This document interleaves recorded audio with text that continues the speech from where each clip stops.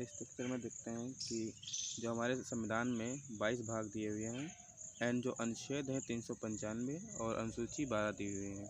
तो जो 26 जनवरी 1949 को हमारा संविधान पारित हुआ था एंड पूर्णतः 26 जनवरी 1950 को लागू हुआ था। इसी दिन हम गणतंत्र दिवस मनाते हैं और संविधान दिवस 26 जनवरी को मनाते हैं। तो भाग 1 में देखते हैं कि 1 से 4 तक के आर्टिकल आते हैं। तो 1 से 4 भाग 1 में दिया हुआ है संघ और उसका राज क्षेत्र। तो आर्टिकल 1 देखेंगे भारत राज्यों का संघ है, आर्टिकल 1 कहता है। आर्टिकल 2 कहता है कि नए राज्यों का प्रवेश। और आर्टिकल 3 के अंतर्गत आता है जो राज्यों के क्षेत्रों की जो सीमा और उनके नामों में जो परिवर्तन किया जाता है वो आर्टिकल 3 के तहत किया जाता है। भाग 2 में जो आते हैं आर्टिकल 5 से 11 तक के आते हैं। नागरिकता हम कितनी प्रकार से धारण कर सकते हैं, आर्टिकल 5 में दिया हुआ है। और भाग 3 देखते हैं। भाग 3 के अंतर्गत आता है 12 से 35 आर्टिकल। तो 12 से 35 आर्टिकल के जो बीच में दिया गया है वो हमारे मौलिक अधिकार के बारे में बताया गया है। पहले तो मौलिक अधिकार हमारे पास 7 दिए हुए थे, मगर एक इस टाइम तो 6 ही हैं। एक मौलिक अधिकार जो है संपत्ति का मौलिक अधिकार वो हटाकर आर्टिकल 300A में कर दिया गया है।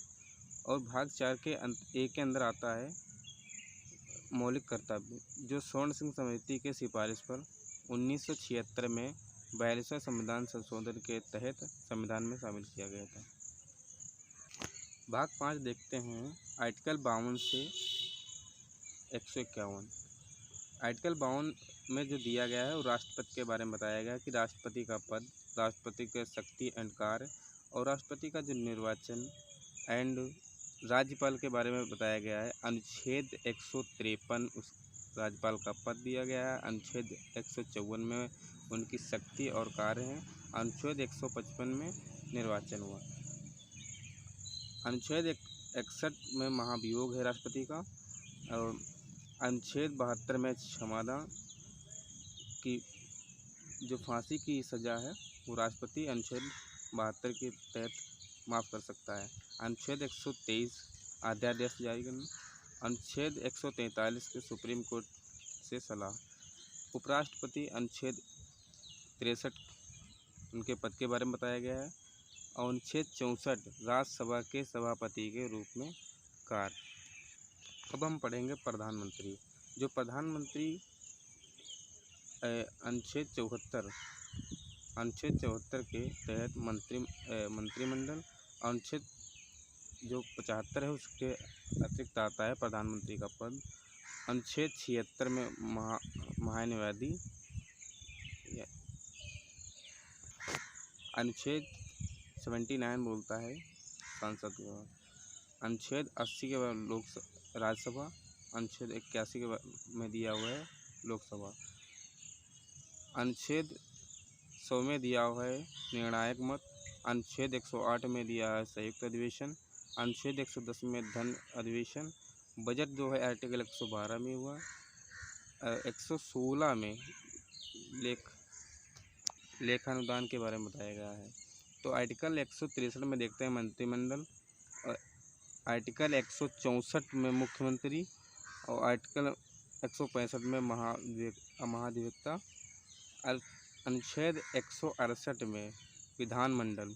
अनुच्छेद 170 में विधानसभा।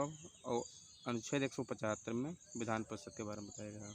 अनुच्छेद 117 वित्त विधेयक। सुप्रीम कोर्ट के बारे में देखते हैं कि कौन सा अनुच्छेद में है। तो अनुच्छेद 124 जो है वो एससी का गठन। और अनुच्छेद 131 एससी के अधिकार। अनुच्छेद 148 सीएजी के नियुक्ति जो होती है कैग। और हाई कोर्ट के बारे में देखेंगे तो अनुच्छेद 214 के में दिया हुआ है राज्यों के लिए हाई कोर्ट। एंड अनुच्छेद 116 में हाई कोर्ट का गठन। केंद्र और राज्य संबंध जो दिया गया है अनुच्छेद 249 में राज्य सूची विषय पर कानून बनाने की शक्ति अनुच्छेद 249 में दिया हुआ है। और 250 में आपातकाल के दौरान राज्य सूची विषय पर कानून बनाने की जो शक्ति है। नदी जल विवाद 262 में दिया हुआ है। अंतर्राज्यीय परिषद जो दिया है 263 आर्टिकल में दिया हुआ है। वित्त आयोग आता है आर्टिकल 280 के तहत। 200 और 312 अखिल भारतीय सेवा और 315 संघ एवं राज्य के लिए लोक सेवा आयोग। निर्वाचन आयोग अनुच्छेद 324 निर्वाचन आयोग में दिया गया है। राजभाषा अनुच्छेद 343 हिंदी लिपि देवनागरी लिपि इसके तहत आती है। आपातकाल कितने मतलब जो आपातकाल लगते हैं वो इन आर्टिकलों में दिया हुआ है। आर्टिकल 352 आपातकाल राष्ट्रीय आपातकाल और 356 में राष्ट्रीय शासन राष्ट्रपति शासन और अनुच्छेद 360 में वित्तीय आपातकाल के बारे में मतलब दिया होता है। और संविधान संशोधन अनुच्छेद 368 संविधान संशोधन तो इसके बारे में दिया हुआ है।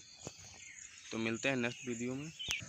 तो आज के वीडियो में थोड़ा हिचकिचाहट एंड बहुत सारी मतलब बैकग्राउंड वाइज की प्रॉब्लम आई होगी। तो नेक्स्ट वीडियो हो सकेगा तो हम क्लियर बनाएंगे। तो रीज़न ये था कि वीडियो बनाने के लिए सही प्लेस नहीं चूज कर पा रहा था। तो मिलते हैं नेक्स्ट वीडियो में। तो ये अनुच्छेद दिए हुए हैं तो इनको देख लीजिएगा। धन्यवाद।